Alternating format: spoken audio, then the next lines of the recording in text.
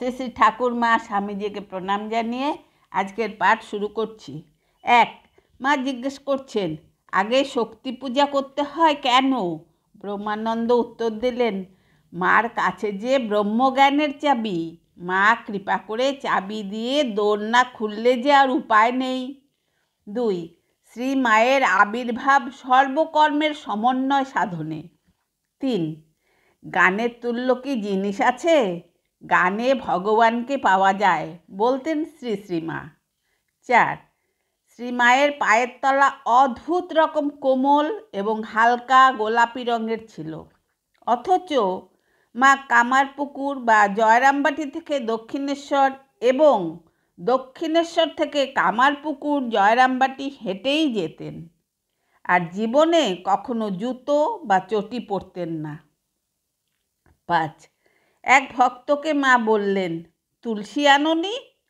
তুলসী কত পবিত্র, যাতে দাও শুদ্ধ করে। প্রতিদিনের পুজো শেষে মা মাটিতে মাথা স্পর্শ করে ঠাকুর প্রণাম করতেন। তারপর চরণামৃত প্রাণ করার সময় পুজোর নির্মাল্য থেকে একটা প্রসাদী তুলসী ও এক টুকরো বেলপাতা মুখে দিতেন। 6. ধীরেন্দ্র কুমার গুহ ঠাকুরতাকে মা চিবুকে হাত দিয়ে চুমু খেয়ে গঙ্গা জল ছিটিয়ে দিলেন, আবার চিবুকে হাত দিয়ে মহামন্ত্র দিলেন, কর গণনাও দেখিয়ে দিলেন।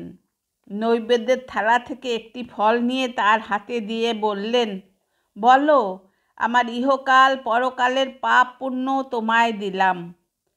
তিনি বললেন, মা, ছেলে মাকে ভালো জিনিস দেয়, আমি পাপ টাপ দিতে পারবো না। মা হেসে বললেন, থাক বাবা, শুধু সকাল বিকাল জপ করো। এক ছড়া রুদ্রাক্ষের মালা আনিয়ে দিলেন। 7. রাঁচির ভক্ত জয়রামবাটিতে এসে শ্রীমাকে বললেন, আপনাকে কিছুদিনের জন্য নিয়ে যেতে এসেছি, বাড়ি ভাড়া ঠিক করে রেখেছি। মা জিজ্ঞেস করলেন, শরৎ জানে? ভক্ত বললেন, না।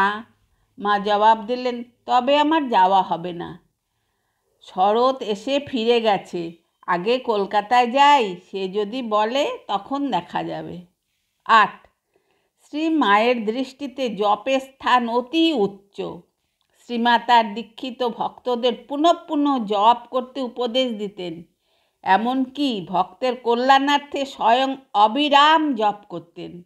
আবার বলতেন, মন্ত্রতন্ত্র কিছু নয়, মা ভক্তি সব, ঠাকুরের মাঝেই গুরু ইষ্ট সব পাবে, উনিই সব। 9. জনৈক স্ত্রী ভক্ত এক দুপুরে ঠাকুর ঘরে ঢুকে দেখেন শ্রীমা সলজ্জ বধূটির মতো ঠাকুরকে ডেকে বলছেন, এসো খেতে এসো। আবার গোপাল বিগ্রহের কাছে গিয়ে বলছেন, এসো গোপাল খেতে এসো। হঠাৎ স্ত্রী ভক্তের দিকে নজর পড়তেই মা হেসে বললেন, সকলকে খেতে ডেকে নিয়ে যাচ্ছি। এই বলে মা ভোগের ঘরের দিকে চললেন।